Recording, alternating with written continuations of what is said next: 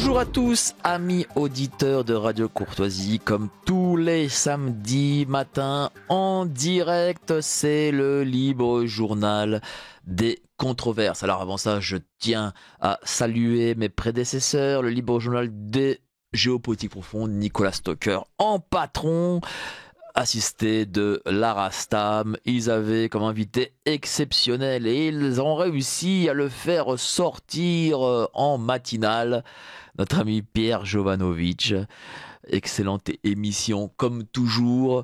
Je salue Arnaud à la technique. Il remplace Virginie Mimi Glam. Elle a peut-être fait trop de concerts hier soir et donc du coup, elle a dû être remplacée, j'imagine. Enfin, j'imagine. Hein. Voilà.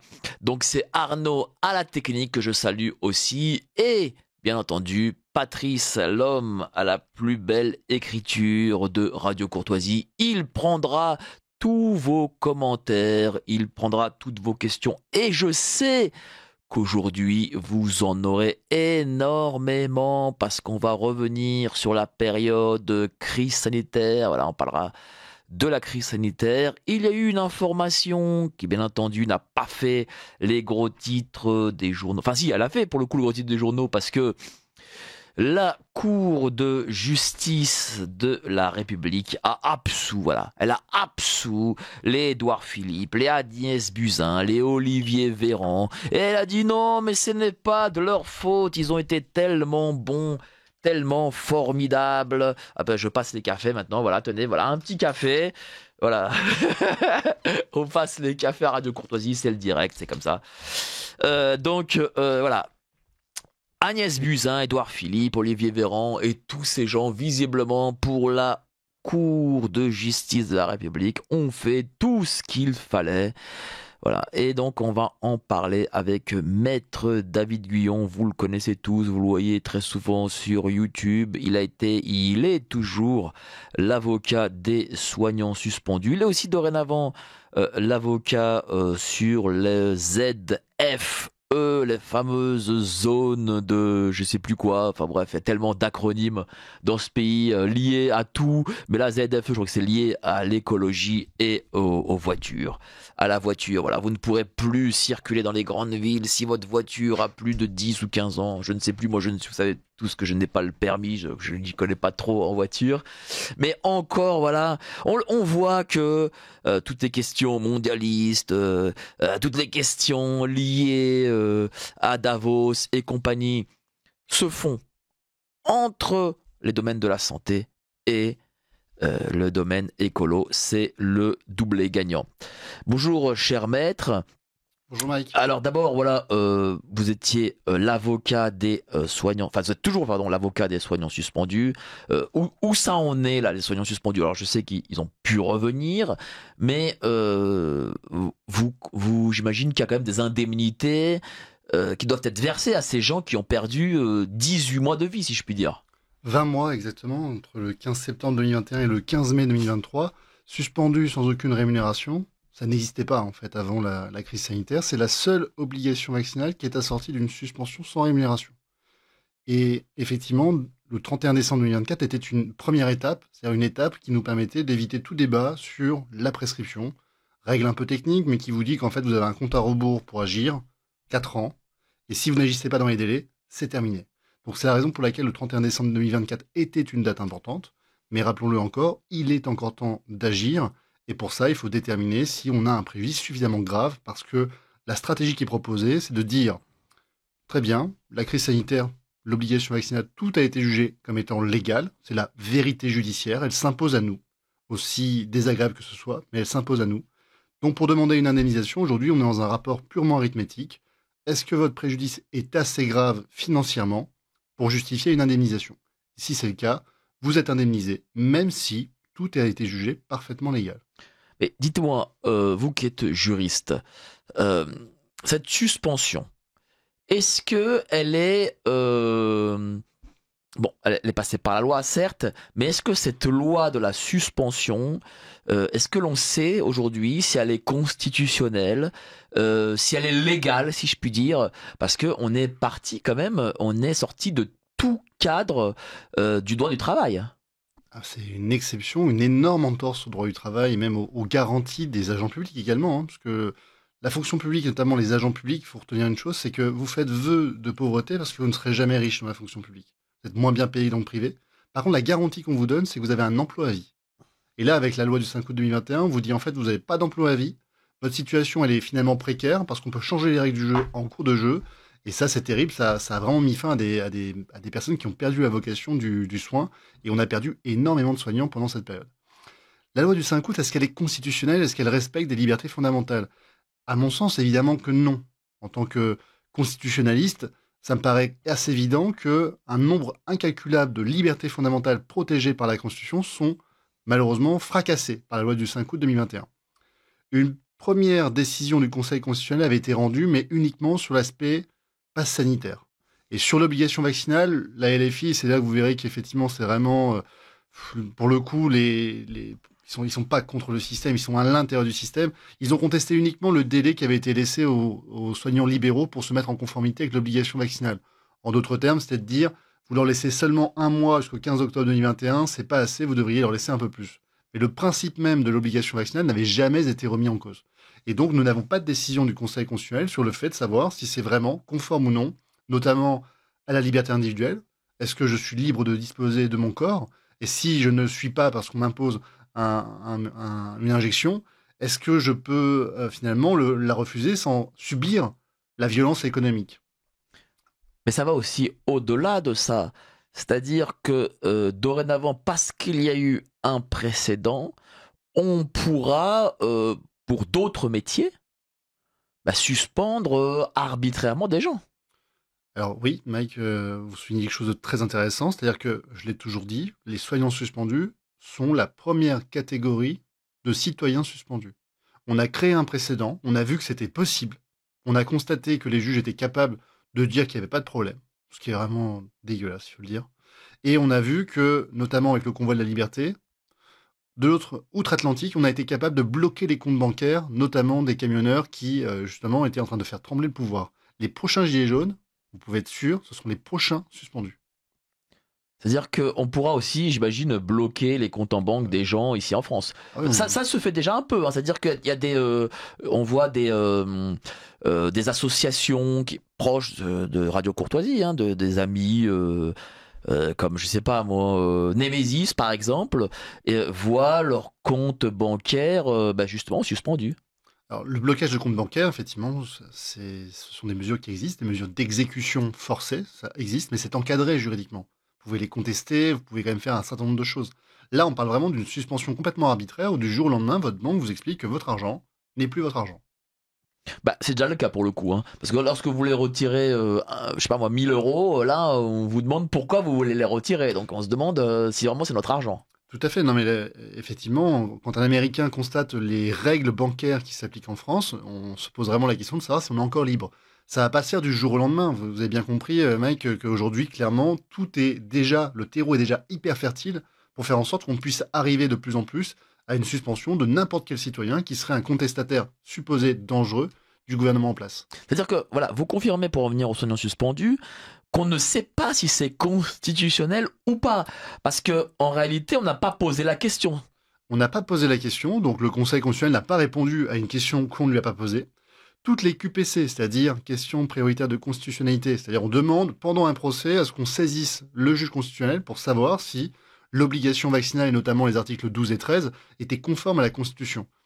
Chaque fois, le Conseil d'État a botté en touche en disant non, mais c'est pas très sérieux votre question. Pourquoi?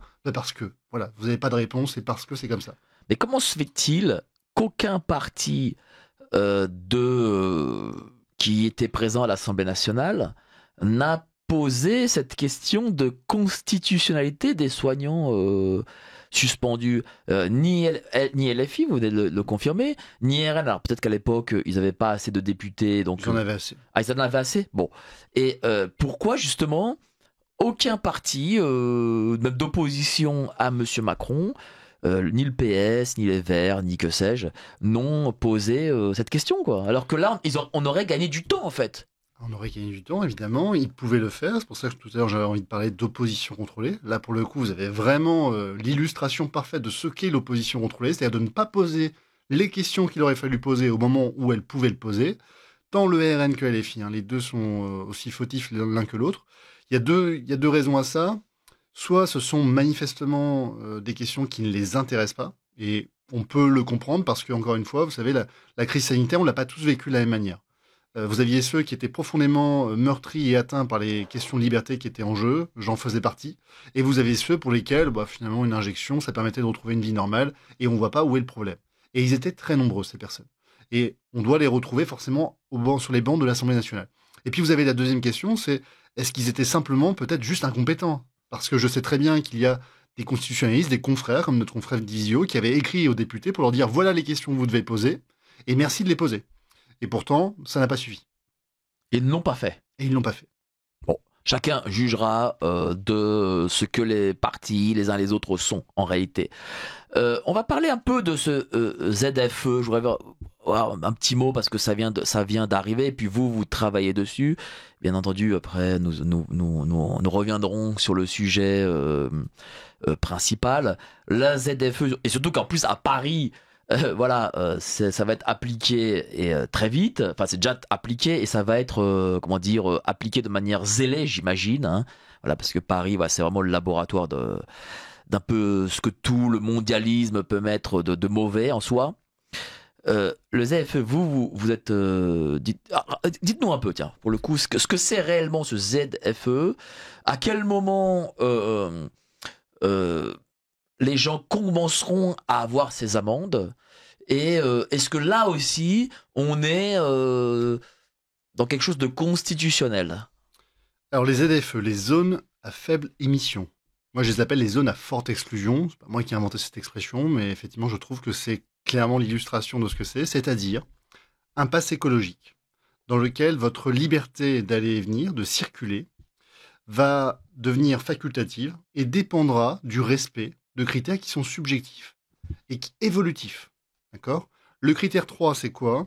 C'est tous les véhicules qui ont été mis en circulation avant le 31 décembre 2010 sont considérés automatiquement, quel que soit le modèle, la puissance ou autre, comme étant des véhicules polluants. Et à partir de ce moment-là, vous ne pouvez plus circuler dans certaines zones. Autre mesure, depuis le 1er janvier 2025, c'est là il y a quelques jours, ce sont dorénavant toutes les grandes métropoles de plus de 150 000 habitants qui sont concernées par les ZFE. Est-ce que ça c'est la loi ou c'est une directive d'un maire ? Alors, la loi de 2018 a instauré les ZFE, c'est pas nouveau. Elle avait fixé un calendrier qui était connu à l'avance, donc 1er janvier 2025 était une étape importante. Et après, ce sont les établissements publics intercommunaux, donc les métropoles, les communautés de communes, qui décident si elles veulent mettre en œuvre ou non des ZFE en fonction de critères de qualité de l'air. Donc c'est facultatif. Et nous, par exemple, sur Montpellier, on se retrouve avec des maires qui sont plutôt à gauche sur l'échiquier politique, qui se rendent compte du caractère extrêmement liberticide, mais également extrêmement discriminant envers notamment les catégories sociales les plus défavorisées de ce type de mesures, et qui ont décidé, notamment à Montpellier, mais on verra dans d'autres ZFE, à mon avis c'est également le même cas, de temporiser et de ne plus appliquer la loi. Sauf qu'à partir du moment où vous avez mis le doigt dans l'engrenage, vous n'avez plus vraiment le choix. On n'applique pas la loi si on a envie, en fait. On applique la loi parce que vous avez décidé de vous soumettre à cette mesure qui était la ZFE. Vous l'avez instaurée sur le périmètre de votre territoire. Maintenant, vous devez l'appliquer.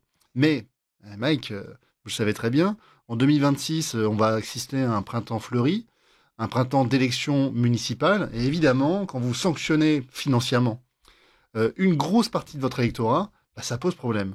Sauf qu'une tolérance, le fait de ne pas appliquer les contraventions 68 € et 135 € pour les ZFE, ça reste pas un droit.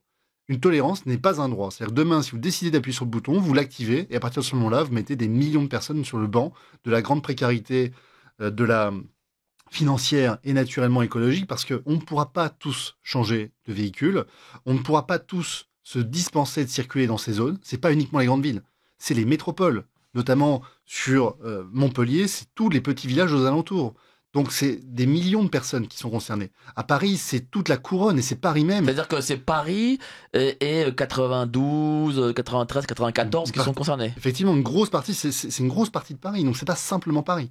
Et donc ces mesures qui viennent s'ajouter évidemment à toutes les autres mesures de contrôle, parce que dorénavant vous avez les voies classées, vous savez, pour pour certaines zones où vous devez rouler évidemment avec des passagers, sinon vous pouvez plus circuler dans ces zones-là. Vous pouvez être verbalisé par de la vidéosurveillance qui est à base d'AI, non d'IA. Donc évidemment, tout ça vient s'ajouter aux ZFE et on voit vraiment clairement que tout est fait pour contraindre par la force, par l'écologie punitive, les citoyens à adopter un nouveau comportement qui a été voulu par nos élites, qui eux-mêmes ne sont pas concernés par les mesures qu'ils sont en train de nous infliger. Surtout que voilà, une voiture de 2010, ça fonctionne encore très bien, même de 2000, hein, si elle est bien entretenue, ça fonctionne encore très très bien. Et faut pas oublier que moi je vois sur les publicités à la télévision que les voitures, elles ont été vachement majorées au niveau du prix, dans le sens où étant donné qu'elles ont dorénavant beaucoup d'électronique, j'ai l'impression qu'elles valent 10 voire 15 000 euros parfois de plus sur un modèle à peu près équivalent qu'en 2010. Alors c'est pas une impression, hein, ça vaut vraiment beaucoup plus cher. Voilà, c'est ça. Parce que le coût des matériaux, la crise ukrainienne a eu bon dos évidemment, mais ça a fait augmenter le prix de l'énergie, le prix des matériaux, et donc évidemment aujourd'hui un véhicule vaut beaucoup plus cher qu'il y a 10 ans. Le même modèle vaut beaucoup plus cher. C'est fou quoi. Et donc du coup, ça concerne combien de personnes qui sont dans des voitures avant, qui sont répertoriées avant 2010? Alors on n'a pas les chiffres officiels, c'est compliqué d'avoir ces chiffres-là. Par contre, évidemment, c'est aujourd'hui, moi, constamment, mon cabinet est constamment saisi de ces questions-là, parce que on a communiqué sur nos réseaux en expliquant que la ZFE de Montpellier ferait partie de la première ZFE qu'on contesterait. On veut voir déjà si nos arguments peuvent fonctionner. Nous, ce qu'on va contester, c'est principalement les critères qui ont mis en œuvre la ZFE. Je pense que le principe même de la ZFE, vous ne pourrez pas le faire tomber parce que c'est la loi qui le prévoit. Par contre, les critères d'application locale d'une ZFE, vous pouvez les faire tomber. Comment ? Vous considérez que les critères de qualité de l'air qui ont justifié la mise en œuvre à l'époque ont évolué avec le temps. Exemple, Paris, c'est assez simple de considérer quand même qu'il y a beaucoup moins de circulation qu'il y a 10 ans. Et qu'évidemment, la qualité de l'air doit forcément être bien meilleure aujourd'hui qu'elle l'était à l'époque. Donc la question qu'on peut se poser, c'est est-ce que c'est toujours justifié ? Je ne sais pas, parce que si la qualité de l'air est meilleure, étant donné qu'il y a de plus en plus d'embouteillages sur Paris, étant donné que les voies de vélo qui n'existaient pas se sont créées et sont devenues immenses. Par exemple, rue de Rivoli, il y a dorénavant une seule voie. Circuler dans Paris, c'est un enfer. Mais bon, le truc, c'est que Madame Hidalgo n'a pas d'électeurs. Enfin, je veux dire, ces électeurs, pour la plupart, ne roulent pas en voiture. Oui, tout à fait. Donc elle s'en fout. L'incarnation du bobo parisien, effectivement. Pas pour autant qu'il faut les stigmatiser, mais pour moi, déjà, ça fait partie du premier élément, c'est est-ce que c'est toujours justifié à l'heure actuelle ? Évidemment, la situation évolue, les villes évoluent.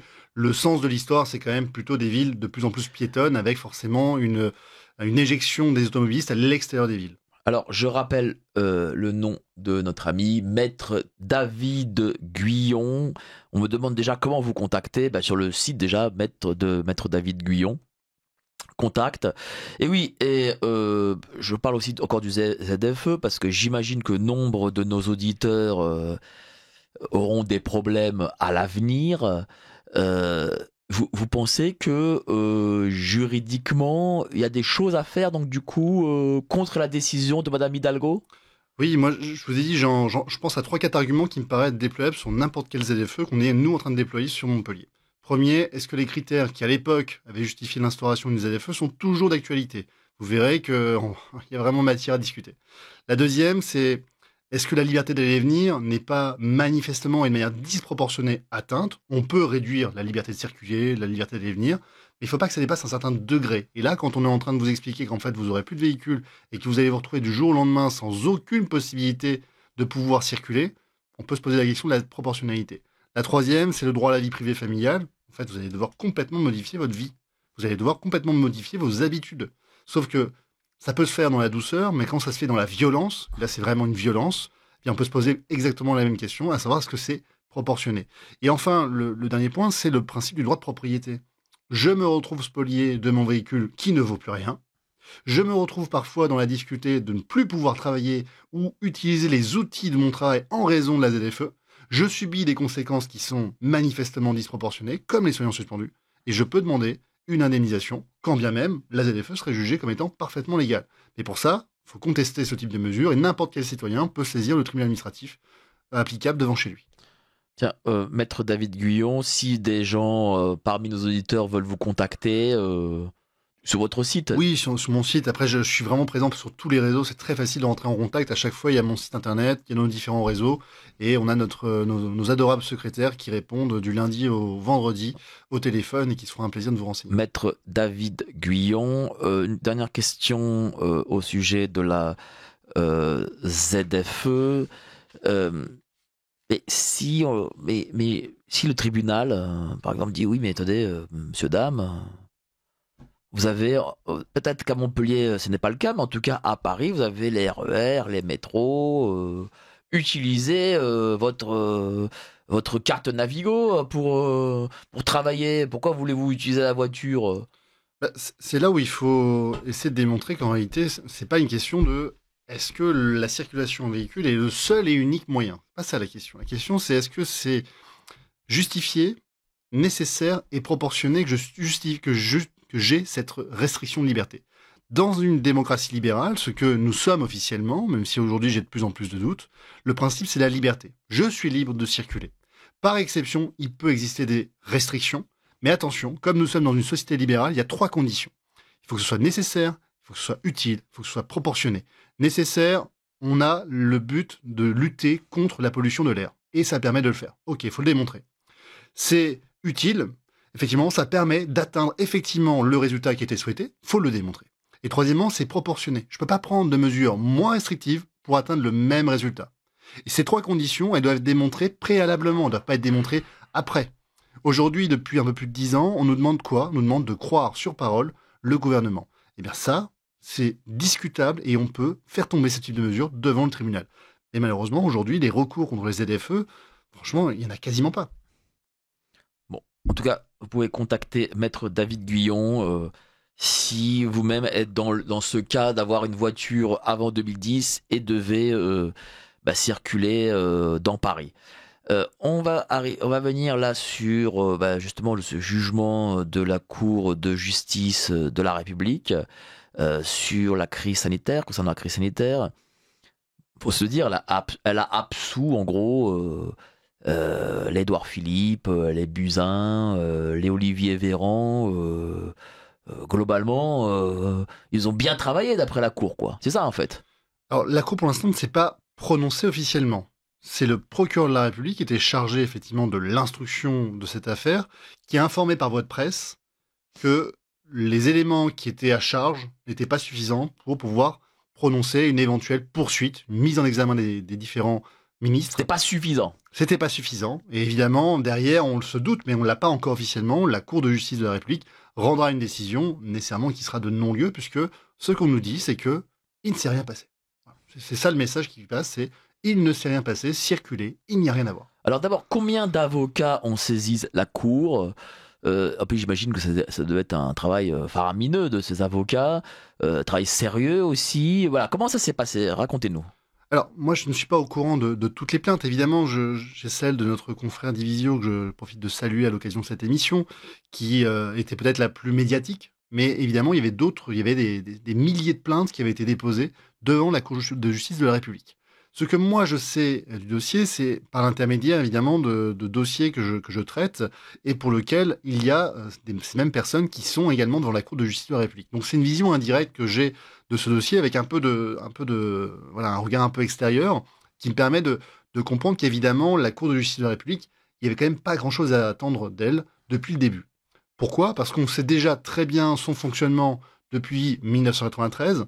On voit très bien les failles qu'il y avait déjà à l'époque du sang contaminé, responsable mais pas coupable, et évidemment, on se doutait dès 2020 qu'on allait aller dans le même sens. Pour autant, il fallait le faire. Il fallait le faire parce que je pense qu'aujourd'hui, les citoyens demandent de plus en plus de comptes auprès de leurs responsables politiques, et encore plus quand on est face à un scandale sanitaire d'ampleur majeure, comme c'était le cas pour la crise de la Covid-19, parce qu'en mars 2020, ce qu'on découvre, c'est que nous ne sommes pas prêts face à une crise. Pourtant, dès 2004, nous avions toute une série de rapports qui avaient été faits et qui expliquaient à la France, aux institutions, aux hommes politiques, comment faire pour gérer une crise sanitaire. Et en 2009, on avait eu la première répétition avec la crise H1N1. Et je vous rappelle, mais Madame Roselyne Bachelot avait été moquée à l'époque parce qu'elle avait constitué un stock de vaccins qui était beaucoup trop important et qui n'avait pas été utilisé. Mais elle avait appliqué, en 2009, les préconisations d'un rapport de 2004 qui expliquait comment on devait gérer une crise sanitaire. Et en 2020, on nous explique qu'on n'a plus de masques, que les masques qu'on a sont pourris, qu'ils n'ont pas été renouvelés, et surtout, on a une ministre de la Santé qui, en pleine crise, est en train de démissionner pour aller battre sa campagne politique pour la mairie de Paris, avec le succès qu'on lui connaît. Et d'ailleurs, Madame Buzyn aujourd'hui a été recasée dans un organisme supranational. Monsieur Véran, lui, a monté sa boîte de lobbying. Tiens, voilà, il s'est fait un petit carnet d'adresses sur les 7-8 ans qu'il est resté au gouvernement. Et donc, ces gens-là vivent leur meilleure vie, alors que officiellement, d'après un article du Figaro, 200 000 personnes déjà ont subi les effets de l'injection, et puis tant d'autres dans les EHPAD ne sont plus là. Des jeunes ont pété les plombs, si je puis dire. D'autres sont décédés aussi. Tous ces gens décédés peut-être par la faute du législateur. Enfin, tous ces gens... Allez, mettons ça au conditionnel, parce que, évidemment, sinon, on va me dire « Ah, mais c'est de la diffamation », pourrait être responsable de ce capharnaüm. Hein. De toute manière, les hommes politiques endossent automatiquement et nécessairement une certaine forme de responsabilité. Ne serait-ce que politique. Je pense que toutes les personnes que vous avez citées, Buzyn, Philippe, et notre ami Véran, ne devraient plus jamais avoir de mandat politique. Ça devrait être la chose la plus logique. On ne devrait plus jamais pouvoir leur faire confiance. Et pour autant, ces personnes se retrouvent de nouveau dans des gouvernements avec des fonctions politiques et des responsabilités. On voit aujourd'hui que, en fait, c'est la récompense de la médiocrité. Agnès Buzyn qui est recasée, c'est la récompense de la médiocrité. Vous êtes nul, mais c'est pas grave. On va vous filer un autre mandat. Et ça, c'est inadmissible. Et ça sera de plus en plus inadmissible pour les citoyens parce que face à un pouvoir qui est faible et qui est incarné par des personnes médiocres, on a de l'autre côté une réponse extrêmement forte et violente à l'égard des plus fragiles. C'est la raison pour laquelle, tout à l'heure, j'expliquais que je défendais les soignants suspendus, je défends les ZFE, parce qu'en fait, je serai toujours du côté des plus faibles. Je serai toujours du côté de ceux qui souffrent par la médiocrité, la méchanceté et l'utilisation du droit comme un outil d'oppression. Et ça, c'est quelque chose qui est inadmissible et qui est anormal. Et c'est important de le dénoncer. Justement, depuis que vous avez commencé, vous sentez que l'État, de plus en plus, utilise, on va dire, une forme d'autarcie, si je puis dire? Alors, une forme d'autoritarisme. C'est-à-dire qu'on a de plus en plus de mesures hors sol, de mesures violentes, qui sont assorties d'une sorte de soft law. C'est pas interdit, mais si vous le faites, attention à ce qui va se passer. On voit qu'on a vraiment une utilisation du droit à des fins qui sont autres que la simple bonne gestion de la vie en société. Je donne l'exemple du port du masque en extérieur, dont l'utilité est reconnue par tous, aujourd'hui, vous le savez, qui fait l'objet d'ailleurs d'une discussion pour son rétablissement à l'heure de la grippe. Évidemment, c'était une belle mesure d'affichage. Et clairement, on a l'utilisation du droit à des fins qui ne sont pas celles pour lesquelles ces pouvoirs ont été accordés. On voit qu'on a une mesure qui est inutile, disproportionnée, qui n'a jamais fait la démonstration préalable de son utilité, qui pourtant est à la fois réinstaurée et validée par les juridictions. On voit qu'on instaurait à l'époque des arrêtés préfectoraux sur l'ensemble du territoire, qui étaient renouvelés tous les 3 semaines, ce qui faisait que vous n'aviez pas le temps de pouvoir les contester. Et quand vous les contestiez en référé, en urgence, le temps que l'audience arrive, vous aviez déjà le nouvel arrêté. Donc là, c'est typiquement des mécanismes de loupard dans lequel on voit qu'on est en train de détourner complètement les règles de droit pour empêcher le citoyen et les avocats de faire leur boulot, c'est-à-dire faire en sorte que ce type de mesures n'intervienne jamais.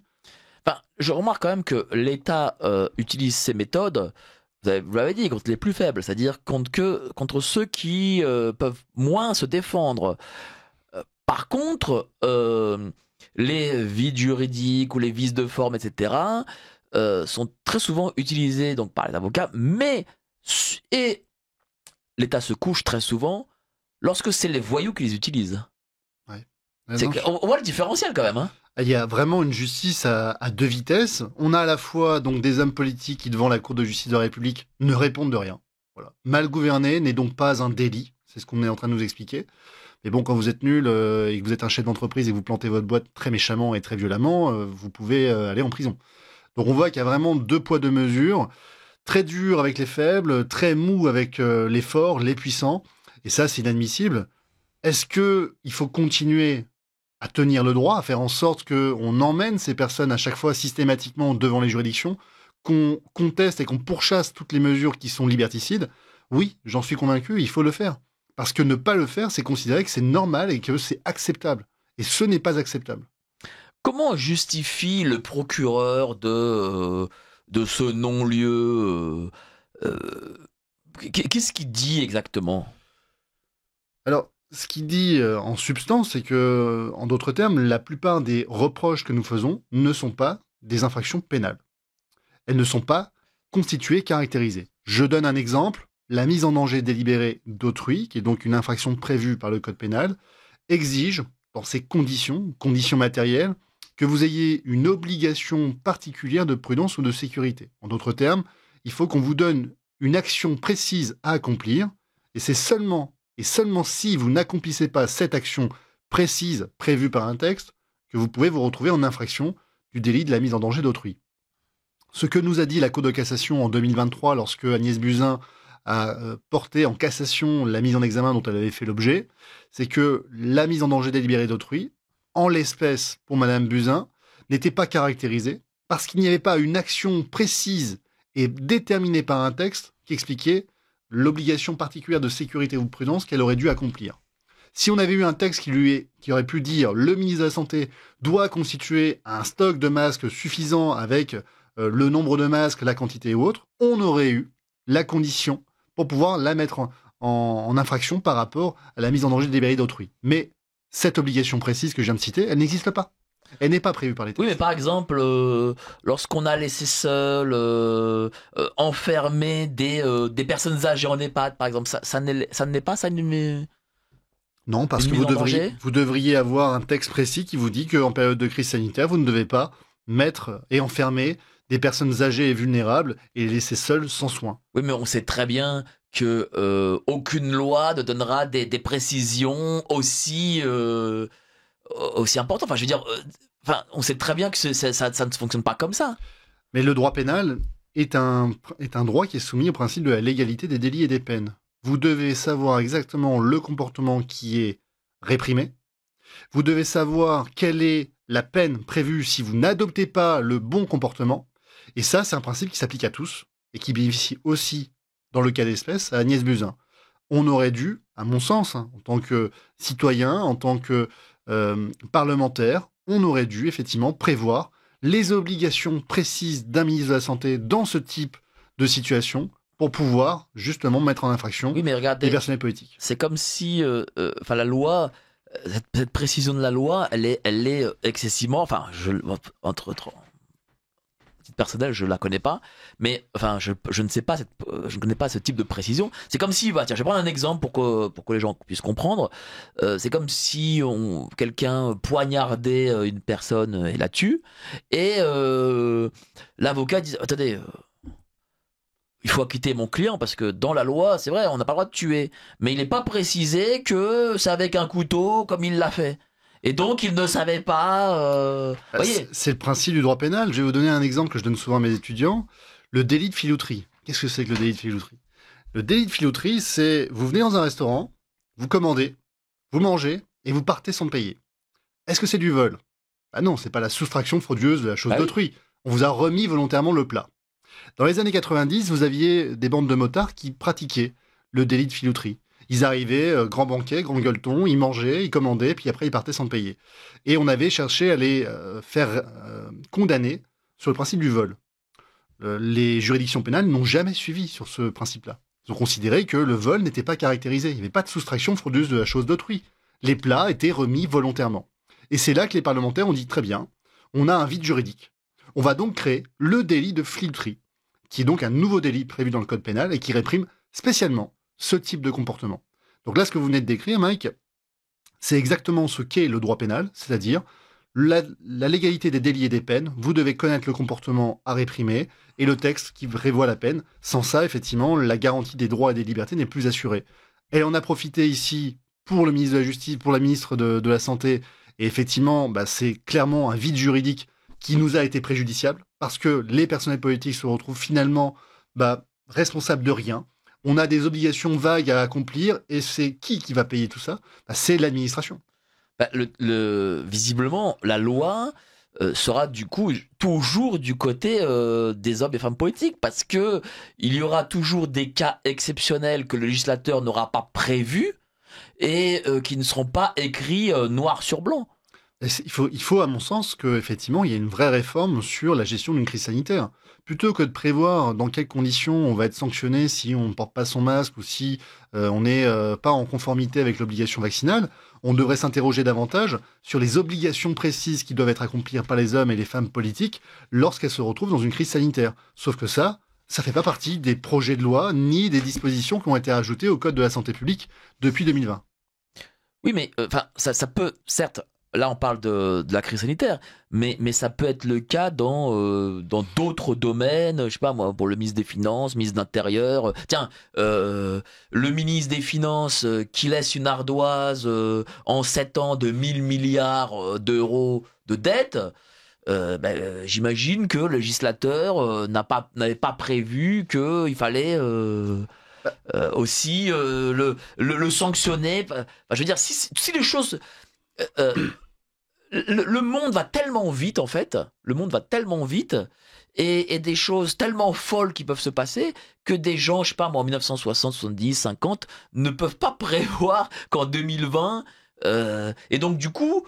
je trouve que là, le droit a une forme de perversion qui va à l'encontre du citoyen, quoi.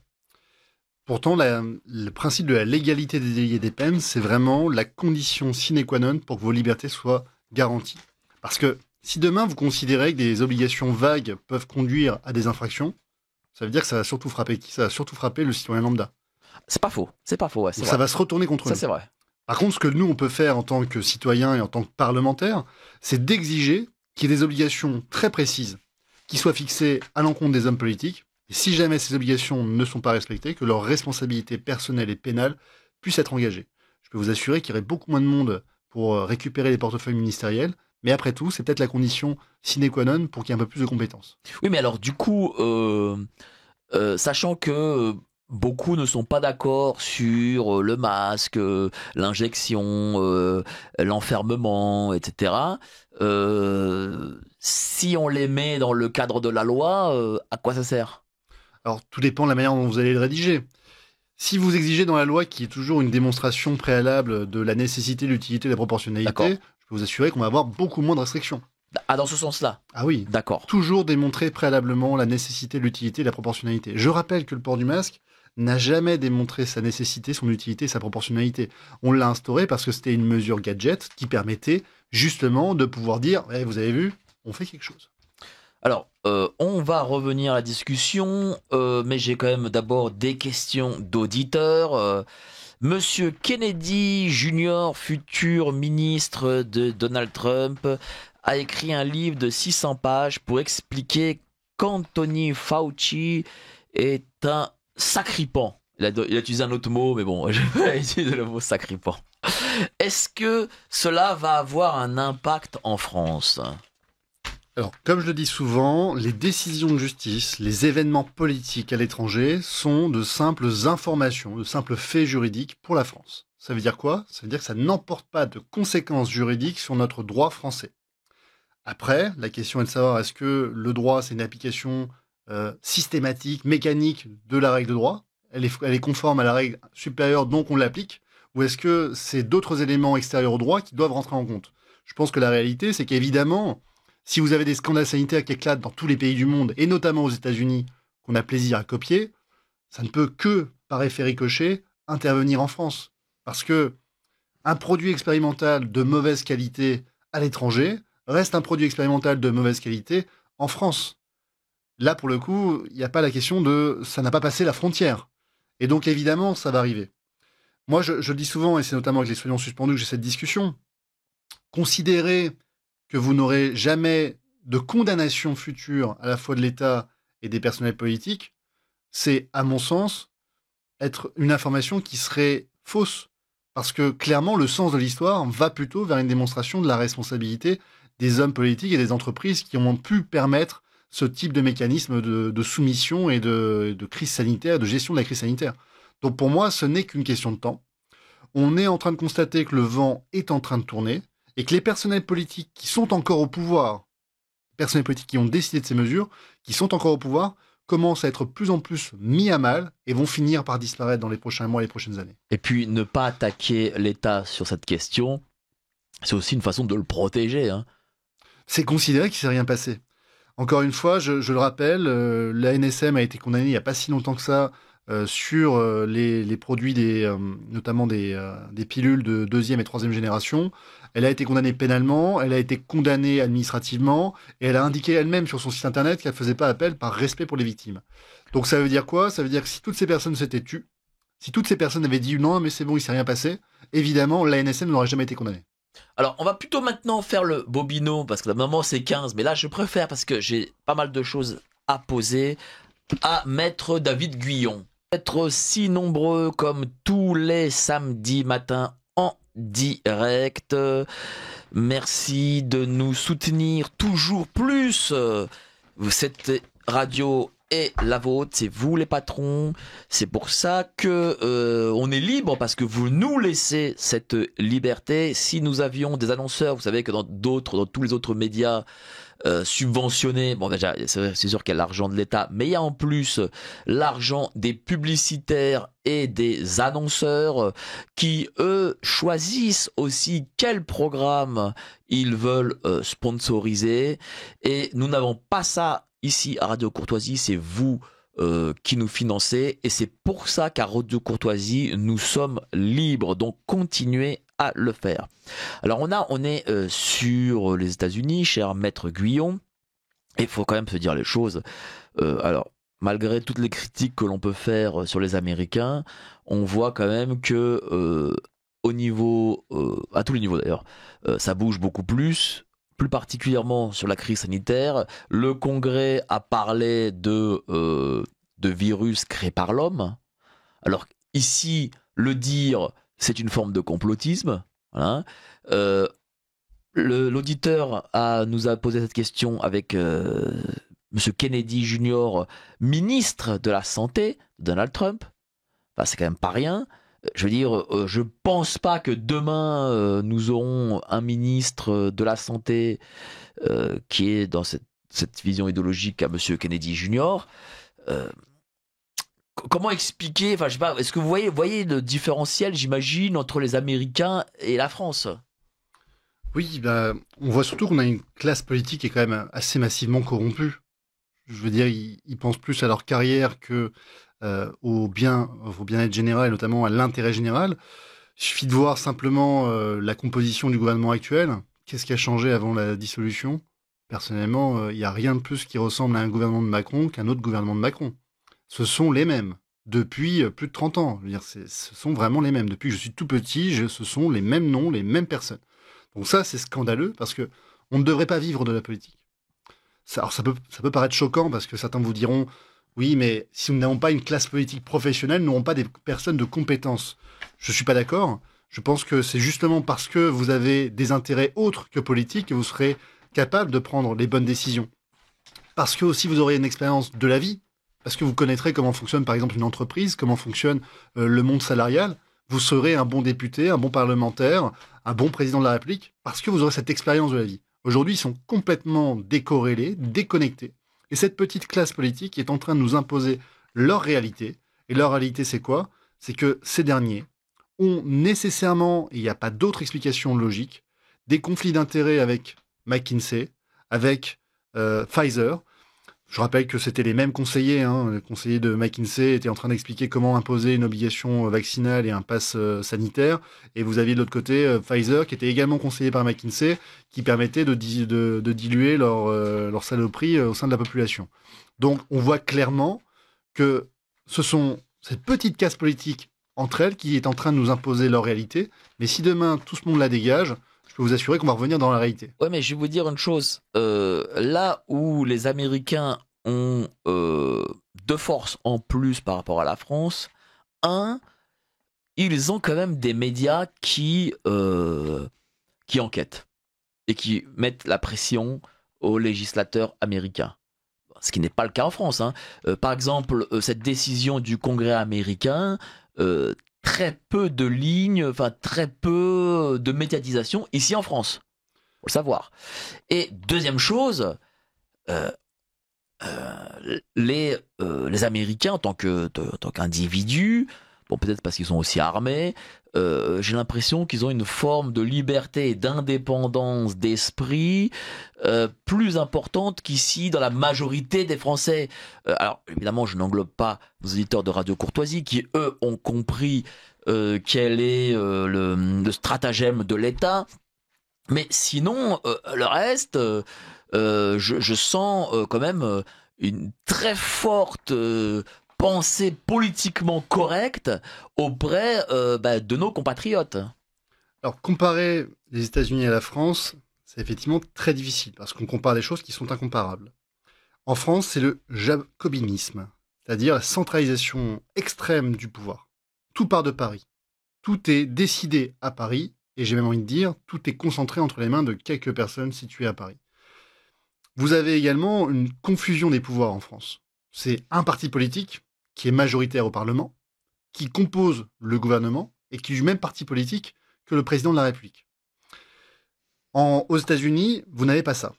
Aux États-Unis, vous avez 51 États qui décident à chaque fois d'un certain nombre de choses avec un gouverneur, un parlement et des lois fédérales et des lois de pays fédérés.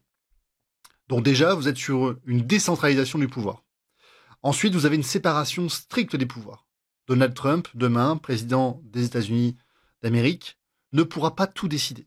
Il devra nécessairement faire passer ses projets auprès du Congrès et il n'aura aucun moyen de pression. Il n'y a pas de dissolution possible. Il n'y a pas non plus de possibilité de mettre en cause la responsabilité du président des États-Unis aux États-Unis. Donc on a vraiment deux systèmes complètement différents où on a vraiment une répartition du pouvoir avec un vrai pouvoir judiciaire, avec différents États qui peuvent avoir des applications différentes localement. Et donc ça, nécessairement, la séparation des pouvoirs, la dilution du pouvoir fait que vous pouvez avoir ce débat et vous pouvez avoir effectivement des scandales sanitaires qui éclatent beaucoup plus tôt aux États-Unis, là où en France, tout est verrouillé entre les mains de quelques personnes. C'est pour ça que j'expliquais que le jour où cette casse politique disparaît, et c'est qu'une question de temps, je peux vous assurer que d'un coup, beaucoup de personnes vont se retrouver les coudées franches, et on va avoir effectivement des magistrats qui vont pouvoir enfin prendre des décisions courageuses, et je sais qu'il y en a au sein de la magistrature. On va pouvoir avoir effectivement des hommes politiques qui vont commencer à pouvoir se libérer de la parole, parce que demain, si vous prenez la parole contre la position officielle, demandez à Martine Vonner comment ça se passe, vous êtes exclu, excommunié, vous êtes méprisé, vous subissez des pressions qui sont vraiment dignes de la mafia, et vous vous retrouvez du jour au lendemain au banc de ceux qu'on n'écoutera plus jamais. Donc évidemment, en France, on n'a pas la même configuration à la fois politique et à la fois du pouvoir. C'est-à-dire quoi? C'est-à-dire que c'est à cause du politique que le juge prend une décision politique, si je puis dire? Clairement, si vous considérez qu'il y a une séparation des pouvoirs en France aujourd'hui, c'est que vous n'avez pas une bonne vision, une bonne lecture des institutions. En principe, on devrait avoir une séparation, ne serait-ce que souple, c'est-à-dire il y a des rapports entre eux, évidemment, mais chacun est indépendant. Le pouvoir législatif devrait être indépendant, il a des rapports avec le pouvoir exécutif puisqu'il peut mettre en cause une motion de censure et donc la responsabilité du gouvernement, et le pouvoir exécutif a également des interactions avec le pouvoir législatif puisqu'il décide de l'ordre du jour pour voter les différentes lois, c'est lui qui prépare les projets de loi et il peut dissoudre. Mais on a quand même une séparation qui devrait être appliquée. Aujourd'hui, il n'y a plus cette séparation puisque c'est un même parti politique qui est majoritaire au Parlement, qui constitue le gouvernement et qui est incarné par le président de la République. Mais on a également des magistrats. Hier, j'avais l'occasion d'en discuter sur Nexus. Qu'est-ce qui fait que quand vous avez 42 tribunaux administratifs en France, ils sont tous saisis de centaines de dossiers sur des suspensions sans rémunération, qu'est-ce qui fait qu'ils vont tous rendre des décisions identiques? S'il n'y a pas nécessairement des instructions qui sont données, je ne comprends pas. Parce que vous mettez un sujet de dissertation avec 30 élèves dans la même pièce, et vous avez 30 sujets différents. Personne n'aura la même interprétation du sujet. Alors comment on fait quand on a 42 tribunaux administratifs incarné par plusieurs chambres, donc avec des centaines de magistrats, pour rendre tous les mêmes décisions. Bah, vous avez forcément des instructions qui ont été données. Mais justement, comment ça se fait que les juges appliquent ces instructions ils n'ont pas le garde des sceaux, enfin.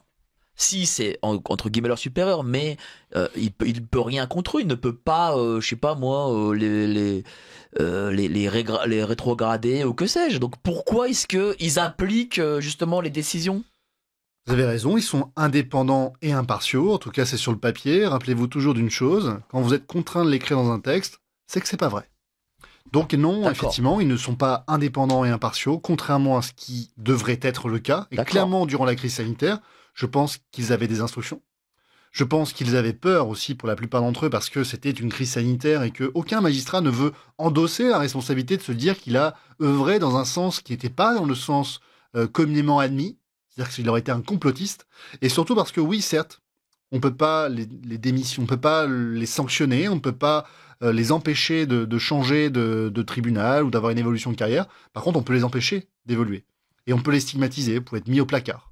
Et ça, clairement, je peux comprendre la peur qui devait être dans le camp des magistrats qui n'ont malheureusement pas pu faire autre chose que d'appliquer les consignes. Et vous savez, ça demande du courage d'aller à l'encontre du système. Je l'ai vu déjà à mon simple petit niveau, en tant qu'avocat. Il y a des clients que je n'aurai jamais. Il y a des marchés que je n'emporterai jamais. Il y a des cabinets avec qui je ne pourrai jamais travailler parce que j'ai pris mes positions. Et donc, ça demande du courage.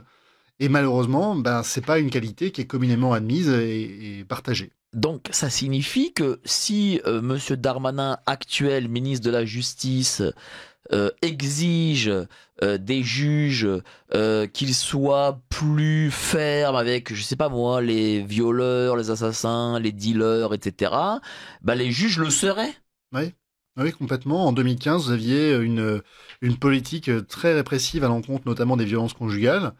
Les procureurs de la République sont la voix du gouvernement, donc ils plaident, ils exposent à chaque fois leur réquisition devant les juridictions et ils incarnent la voix du gouvernement, pas de problème, mais également les juges du siège, qui sont indépendants et impartiaux, vont avoir tendance à appliquer quand même beaucoup plus facilement les recommandations et les lignes directives du gouvernement. Ce qui ne devrait jamais être le cas. On devrait punir aussi sévèrement une personne qui a commis une infraction en 2010 pour le même délit, le même crime, on devrait le punir exactement de la même façon en 2024. Bien sûr. Pourtant, c'est pas le cas. Clairement. En tout cas, c'est une information qui est importante à savoir. Alors, auditeur, bonjour. Ces gens sont corrompus au lobby pharmaceutique et au contrôle des peuples via le forum de Davos. Macron est le seul responsable de cette dictature en France en obéissant à la doxa mondiale. Est-ce qu'il est vraiment le seul responsable? Tiens. Non, Macron est dans un système dans lequel, effectivement, on a des young leaders qui sont partout dans le monde et qui incarnent, effectivement, cette politique de Davos. C'est pas propre à la France. La France ne fait que suivre. Deuxième question. Les jurisprudences ne permettent-elles pas de détourner les lois d'origine? Si je comprends bien, les hommes et femmes politiques seront toujours protégés par les lois qu'ils mettront en place le moment venu. De plus, comment condamner l'intelligence artificielle, organe virtuel? Alors effectivement, ceux qui décident des lois, malheureusement, sont ceux qui en profitent. C'est la raison pour laquelle il faut vraiment réformer en profondeur le système dans lequel nous sommes aujourd'hui. Un système de représentation dans lequel les citoyens n'ont jamais la parole est un système qui est arrivé au bout aujourd'hui. Et là, j'invite vraiment à repenser le système. Étienne Chouard en a beaucoup parlé et je pense qu'il y a des idées vraiment très intéressantes à mettre en œuvre. Et ça pourrait être une première piste de réflexion. Comment faire condamner l'IA? L'IA, celui qui endosse la responsabilité, c'est celui qui l'utilise. Je vous donne un exemple. Au sein de mon cabinet, par exemple, nous utilisons de plus en plus les nouvelles technologies parce que ça permet quand même de travailler sur des sujets beaucoup plus facilement qu'auparavant. Notre utilisation de l'IA est forcément limitée et nous devons systématiquement relire ce que l'IA peut nous donner comme information, les vérifier, parce qu'autrement, nous engageons notre responsabilité. D'accord. Quitte à être colonisé, américanisé depuis 1945, ne serait-il pas mieux d'adopter la Constitution fédérale américaine afin que juridiquement chaque État-région puisse avoir ses propres lois pour éviter les problèmes que vous exposez? Ah si, vous avez l'Union européenne. Ah oui, c'est pas un cadeau pour le coup. Donc visiblement non. À pied ou à vélo, souriez comme en Chine, partout vous êtes filmé, quel balai balanchine. Tous ces zombies traqués jusqu'à courber les chines, devant les nouveaux chefs vous narguent de chin-chin. On a aussi, il faut savoir, cher maître Guyon, des auditeurs poètes. Merci pour ce petit message. Très intéressant, merci. 1. Vous avez évoqué le cas de filouterie, partir sans payer. N'était-ce pas aussi de l'escroquerie ou tromperie? Mais les mots en droit pénal ont un sens strict. Donc déjà, est-ce que la filouterie peut être une escroquerie ou une tromperie? Alors, il y a d'autres infractions qui ont été mises en œuvre dans l'exemple que j'ai donné tout à l'heure. La filouterie, c'était vraiment la répression du comportement qui était principalement recherché. C'est-à-dire, vous arrivez, vous commandez, on vous remet les plats et vous partez sans payer. Et donc, l'escroquerie, toutes les autres infractions étaient des infractions qui étaient imparfaites. Et c'est la raison pour laquelle on a eu effectivement des parlementaires qui ont œuvré pour adopter ce délit de filouterie, parce que en droit pénal, vous avez une interprétation stricte de la loi qui fait que si un comportement s'apparente à peu près à un autre texte, vous pouvez pas forcément l'appliquer. Vous pouvez pas forcément l'appliquer parce que justement, ce n'est pas le comportement précisément réprimé par la loi. Ah mais du coup, ça fait un code pénal de milliers de pages. Oui, c'est ça, c'est exactement ça, sachant que toutes les infractions pénales ne sont pas contenues dans le code pénal. Notamment dans le code de la santé publique, par exemple, vous avez des infractions qui sont propres à l'application de ce code.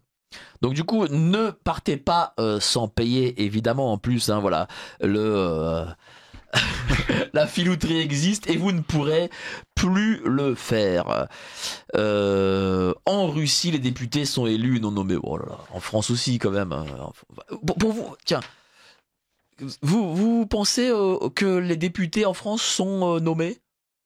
Enfin, même s'ils passent l'élection législative?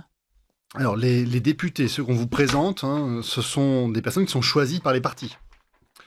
Et comment ça se passe quand on est choisi par un parti? C'est simple, on vote les consignes du parti. On vous demande de renoncer à votre liberté de penser. C'est la raison pour laquelle moi je suis apolitique, je ne suis pas engagé politiquement. Je ne saurais même pas me classer sur le plan politique. Est-ce que je suis plutôt à gauche, plutôt à droite? Moi, il y a des idées que je trouve bien des deux côtés. J'aurais du mal moi-même à me classer. Mais ce que je veux retenir, c'est que si je n'ai jamais choisi à m'engager en politique, c'est parce que je veux garder ma liberté de penser. Et quand vous adoptez un parti, quand vous rejoignez un parti, on vous demande de renoncer à cette liberté. Vous devez voter conformément aux consignes. C'est pour ça que quand un gouvernement, quand un parti politique a la majorité à l'Assemblée, systématiquement, tous les projets de loi sont forcément adoptés. Et c'est la raison pour laquelle vous avez une stabilité des institutions. Et d'ailleurs, depuis, en tout cas, l'arrivée de M. Macron, je ne sais pas si vous l'avez remarqué, cher maître Guyon, mais de moins en moins de propositions de loi venant même de la majorité parlementaire sont adoptées. À l'époque, le législateur était le député. Et nombre de lois de l'Assemblée nationale et du Sénat étaient adoptées. C'est de moins en moins le cas. Je remarque que le Parlement, dorénavant, c'est plus... comment expliquer ça? Une forme de chambre d'enregistrement, si je puis dire. Une chambre d'enregistrement, effectivement. Alors, c'est pas propre à Macron, la question des projets de loi. Par contre, ce qu'on a remarqué pendant le mandat de Macron, c'est qu'on avait énormément de mesures d'urgence. Et donc, dans l'urgence, on ne vous demande pas de réfléchir.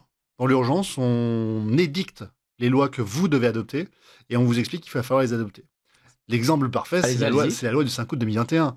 Je rappelle qu'entre le 21 juillet et le 28 juillet, on a voté une loi extrêmement importante qui était la loi du 5 août 2021, qui allait avoir des répercussions faramineuses sur des millions de personnes, sur tous les citoyens français. Et vous avez voté ça en une semaine. Et certains des parlementaires avaient expliqué qu'on leur avait mis le pistolet sur la tempe et qu'ils n'avaient pas eu le temps de comprendre en fait les enjeux de cette loi. Je rappelle que par exemple, il a quand même fallu attendre plus de 6 mois pour savoir si pendant un arrêt maladie, en tant qu'agent public, vous aviez droit ou non d'être suspendu sans rémunération. Donc vous êtes malade, la question de la vaccination, j'ai envie de dire, c'est secondaire.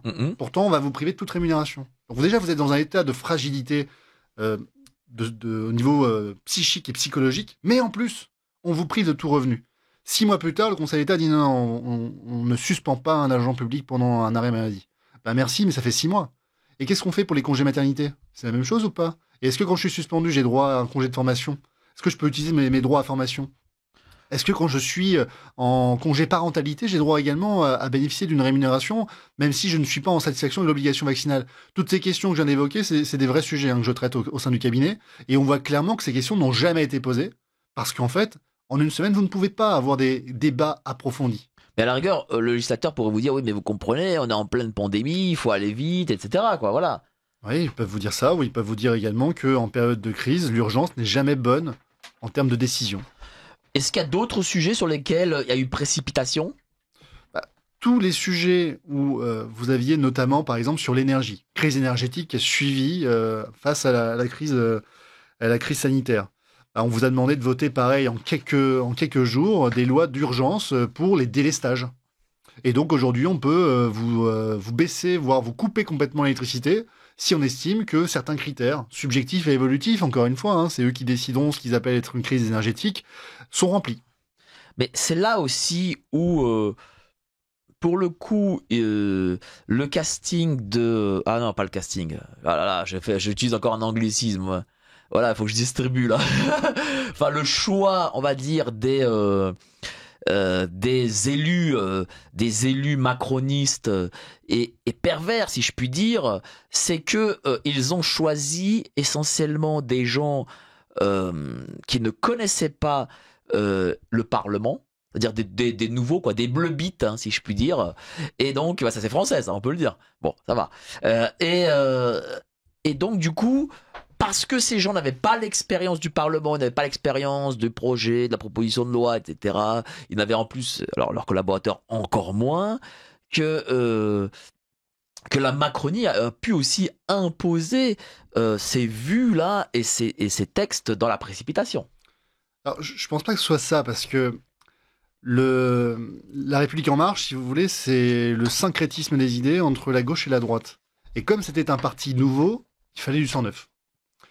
Mais le fait que ce soit des nouveaux ou des anciens politicards, ça n'avait pas vraiment d'incidence, parce que la discipline partisane, c'est quelque chose qu'on a retrouvé depuis 62, depuis l'élection du président de la République au suffrage universel direct. Vous avez raison, mais moi je vais vous dire, moi quand j'étais à l'Assemblée et après au Sénat, on avait des cadors, et par exemple tous les mercredis, ils avaient... je sais pas, les députés de...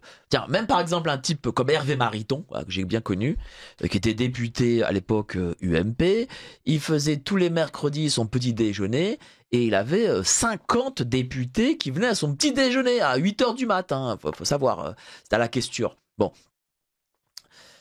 Aujourd'hui, est-ce que vous pensez qu'un député quelconque puisse avoir une telle influence, parce que c'est important l'influence malgré tout au sein du Parlement face au gouvernement. Le seul aujourd'hui qui n'est pas macroniste qui a cette influence, pour moi, c'est monsieur, à part Marine Le Pen, voilà les grands chefs, c'est Monsieur de Courson. Voilà, c'est des gens qui sont là depuis 30-35 ans et qui connaissent le fonctionnement et qui ont cette influence.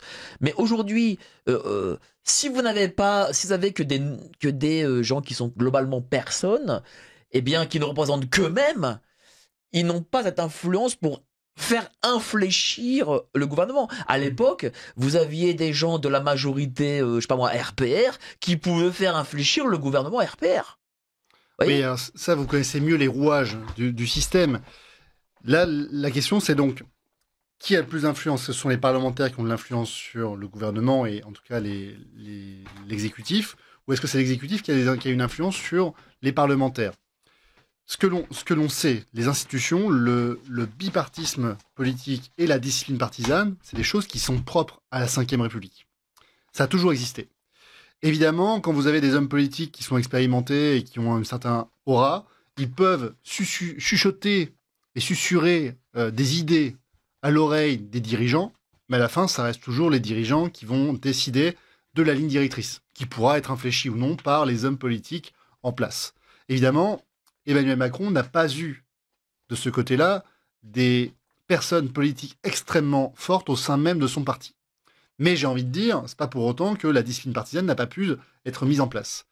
Et troisièmement, Emmanuel Macron a pu bénéficier d'un effet d'aubaine grâce aux crises, notamment la crise sanitaire.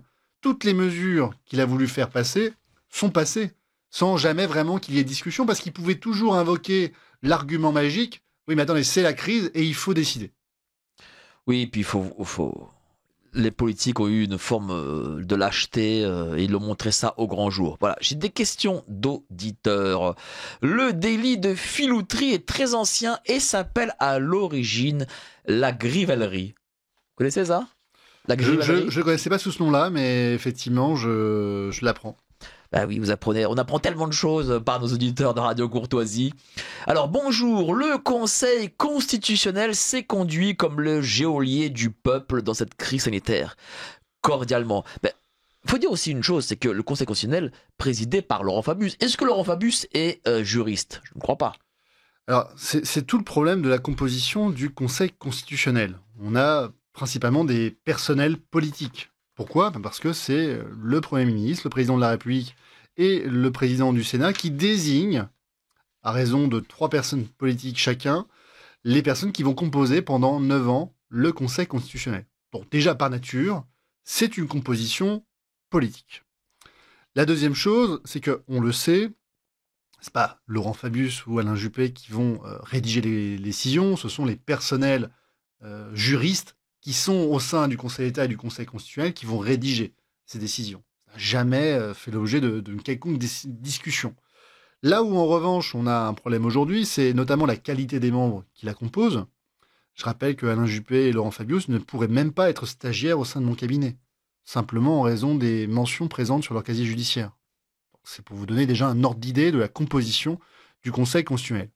La deuxième chose... Rappelons les condamnations de M. Fabius et de M. Juppé.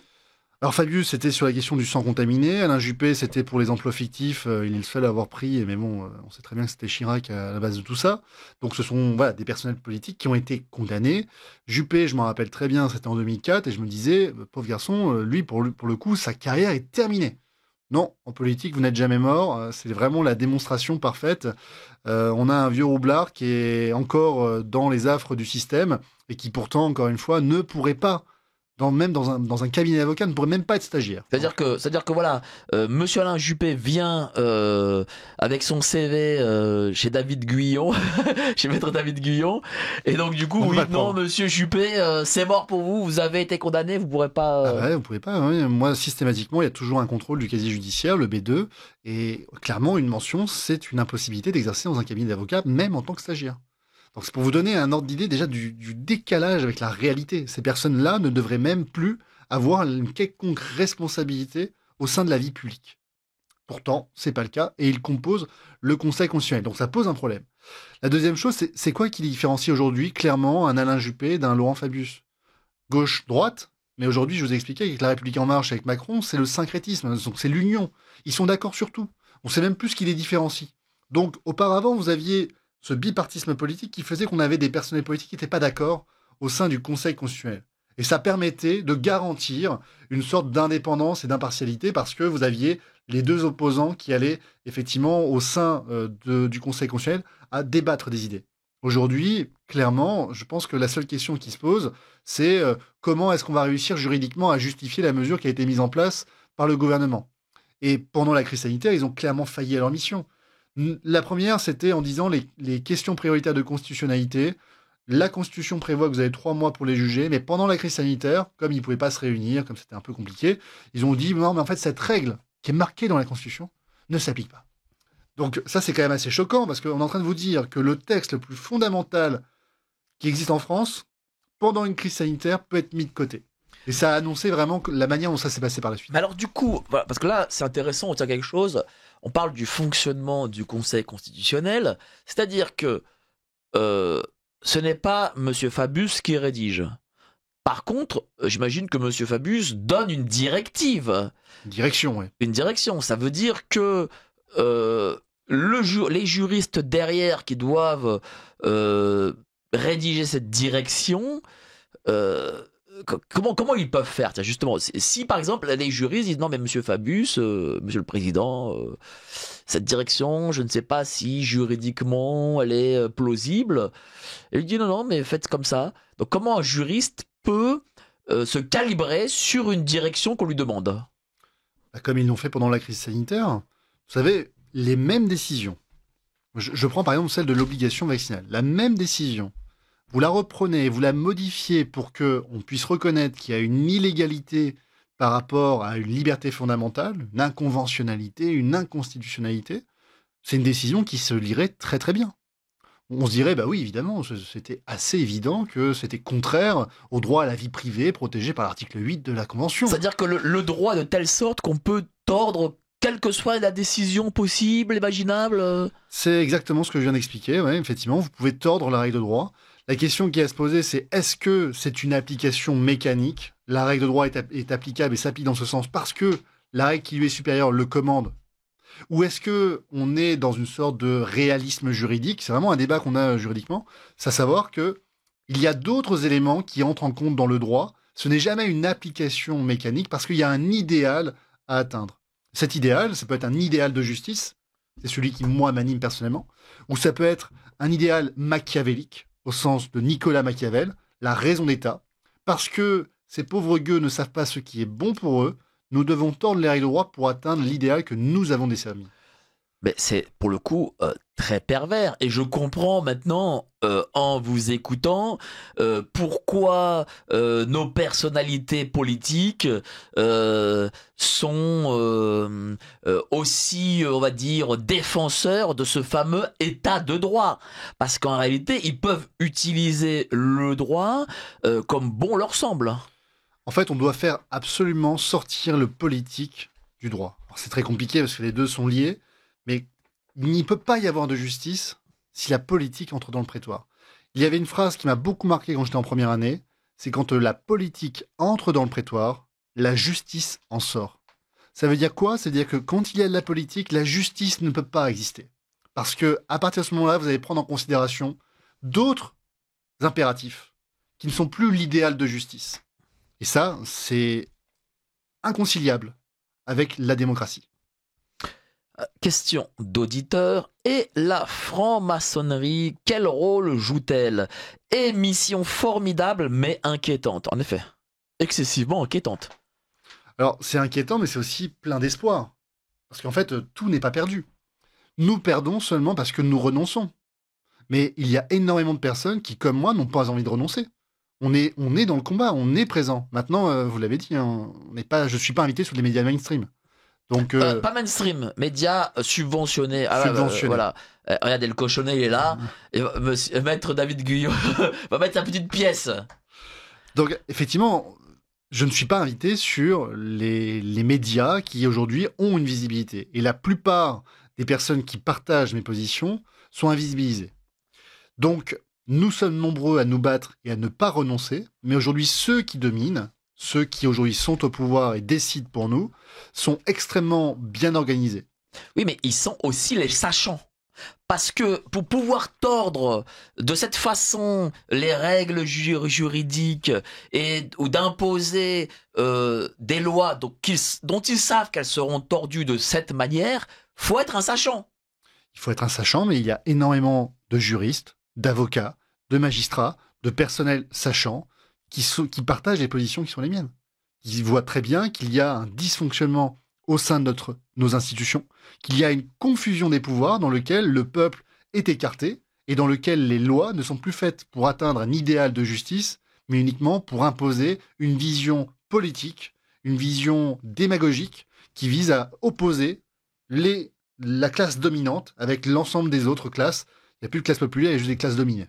Tiens, et la franc-maçonnerie, première partie de la question, quel rôle joue-t-elle?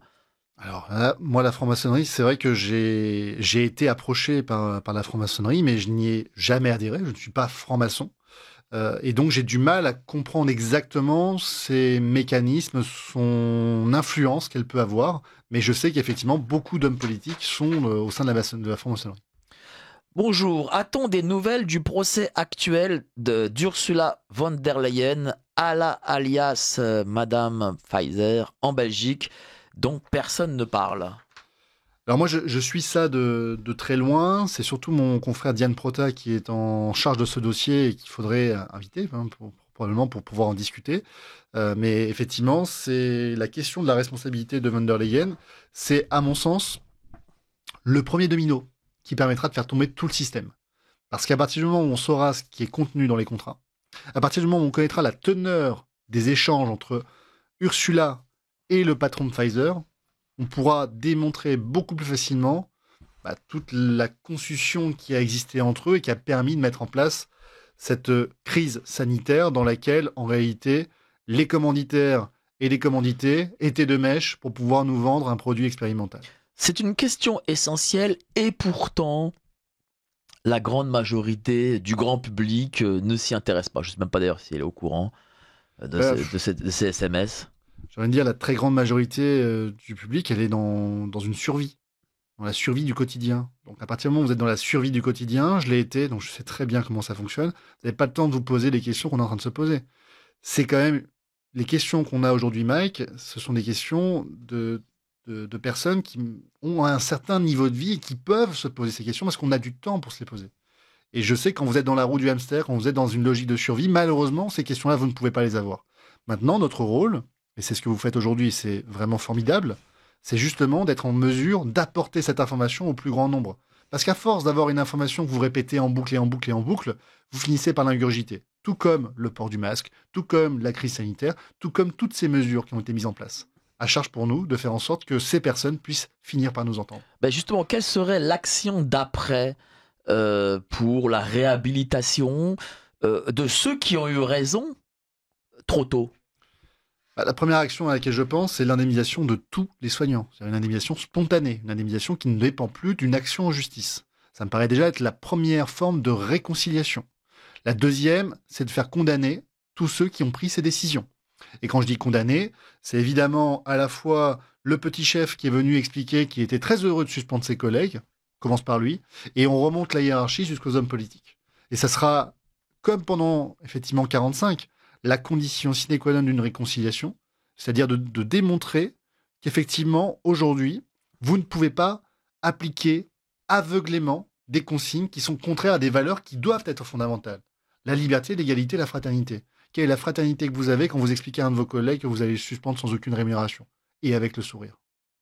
Oui, il y a eu ça, puis il y a eu tout le reste, toutes les mesures sanitaires.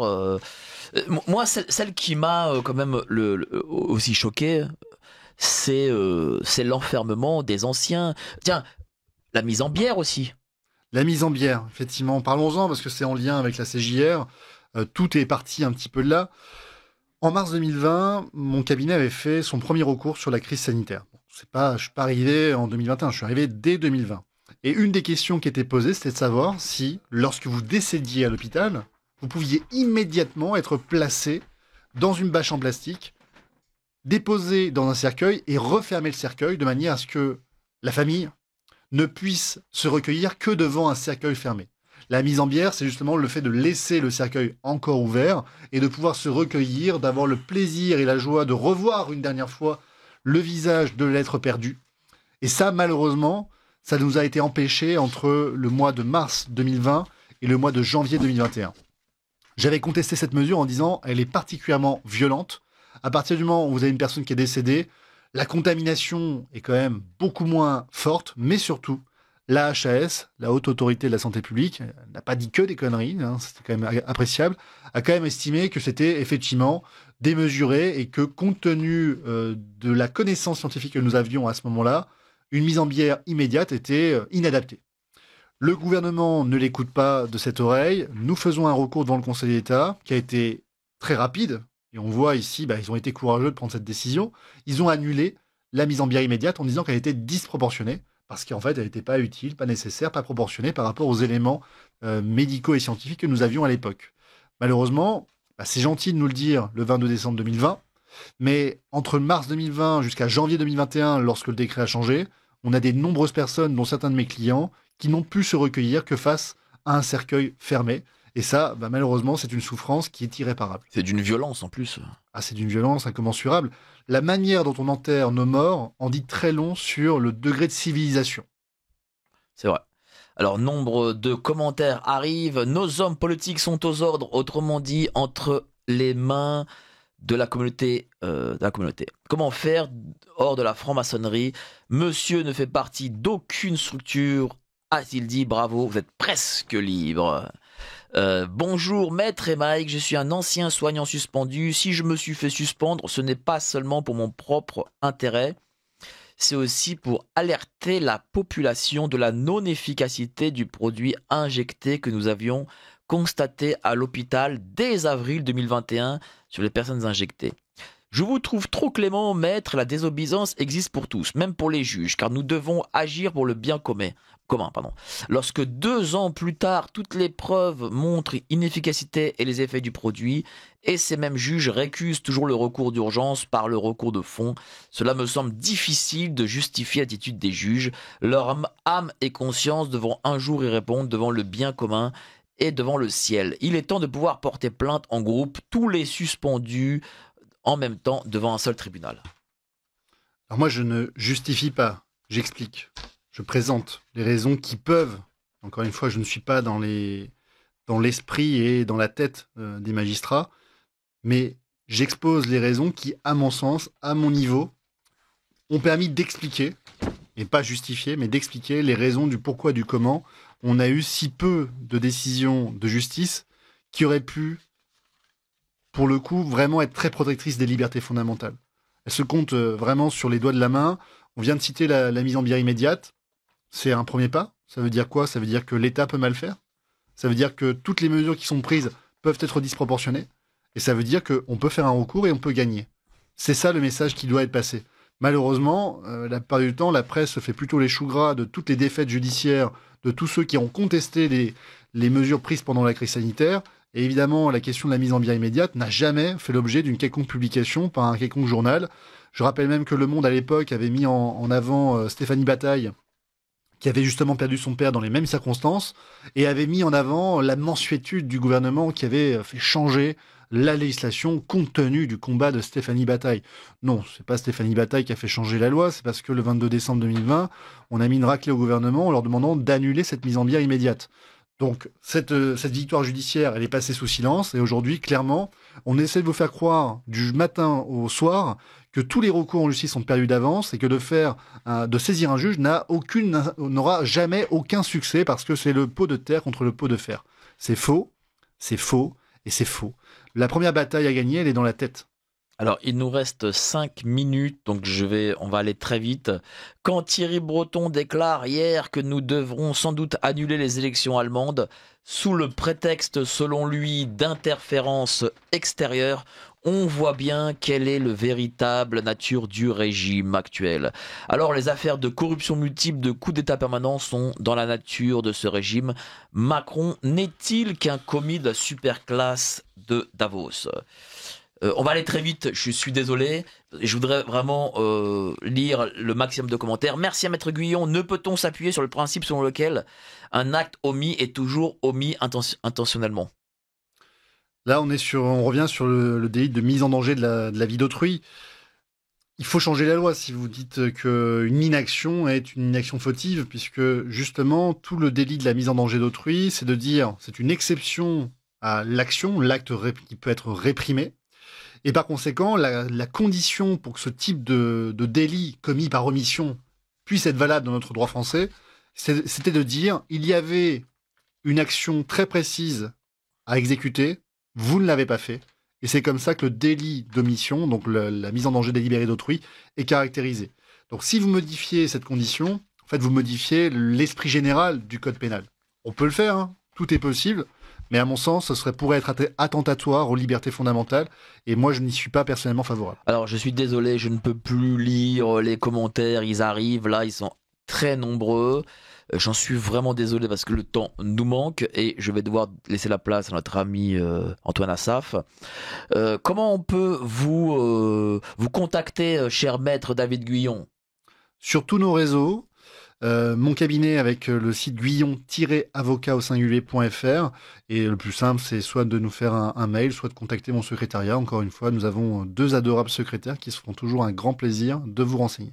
Alors vous êtes là sur les ZFE, sur les soignants suspendus, peut-être d'autres affaires arrivent aussi? Les passoires thermiques, Vous savez que depuis le 1er janvier 2025, si vous êtes classé F et G, vous ne pouvez plus louer votre logement. Ça pose un certain nombre de problèmes juridiques à la fois pour les locataires qui se retrouvent dans ce type de logement, mais également pour les petits propriétaires qui n'ont malheureusement pas le choix que de faire des travaux, souvent avec des aides insuffisantes et notamment avec des primes rénov qui arrivent parfois 2 ans plus tard, ce qui est source d'un très grand nombre de contentieux. Ah oui, ben ça, faut le savoir pour le coup. Ah oui. Parce que voilà, on nous dit oui, la loi permet ceci, cela, mais en fait, voilà, si ça arrive 2 ans en retard. Ah bah, les primes rénov, c'est un contentieux au sein de mon cabinet. J'en ai parlé très souvent et très régulièrement. D'accord. Quand vous vous retrouvez dans ce type de situation, la première chose, vous contactez votre assurance parce que souvent vous avez droit à une prise en charge des frais d'avocat. Vous demandez le paiement de votre prime rénov, mais également l'indemnisation de toutes les conséquences dommageables. C'est vous qui avancez les frais, du coup ça vous cause quand même un préjudice. Et vous saisissez le juge administratif avec un référé de provision pour demander le paiement d'une somme qui vous a été accordée, mais qui arrivera 3 ans plus tard si vous faites rien. Ah ben voilà, ça c'est l'État. Ça veut dire que lorsqu'il vous demande de payer quelque chose, c'est tout de suite. Mais lorsque c'est à lui de payer, c'est 2 ans plus tard en fait. C'est 2-3 ans plus tard. Et ça, c'est un contentieux vraiment extrêmement massif que nous, on traite au sein du cabinet. Parce que c'est bien joli de nous dire de réparer et d'entretenir les passoires thermiques. Mais si derrière, vous ne donnez pas les moyens, on en subit les conséquences. Et je pense qu'il va se poser une question de responsabilité sans faute pour les petits propriétaires. C'est-à-dire ceux qui se retrouvent spoliés et expropriés finalement indirectement de leur propriété, qui pourront se retourner contre l'État pour demander une réparation, même si la loi de 2021 sur climat et résilience a été considérée comme légale. Merci à vous, cher maître Guyon, pour toutes ces informations. Je vous remercie d'avoir été si nombreux. On se retrouve la semaine prochaine et je laisse ma place à notre ami Antoine Assaf. Je crois que c'est le libre journal de la jeunesse. Ah oui, il a toujours su rester jeune, notre Antoine. Allez, salut, ciao!